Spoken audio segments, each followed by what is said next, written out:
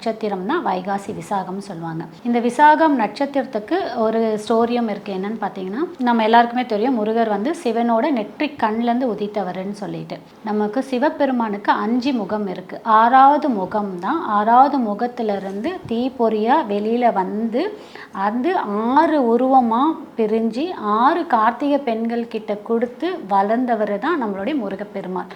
அந்த 6 குழந்தையும் ஒன்று சேர்ந்த நாள் தான் வைகாசி விசாகம். அந்த விசாகம் நட்சத்திரம் அன்னைக்கு தான் அந்த 6 குழந்தையும் ஒன்று சேர்ந்தது. அந்த ஒன்று சேர்ந்த நாள் தான், அதனால தான் அவருக்கு வந்து கந்தன்ற ஒரு பேருமே இருக்குது. முருகருக்கு கந்தன்ற ஒரு பேருமே அதனால தான் இருக்குது. 6 உருவமும் ஒன்று சேர்ந்ததுனால.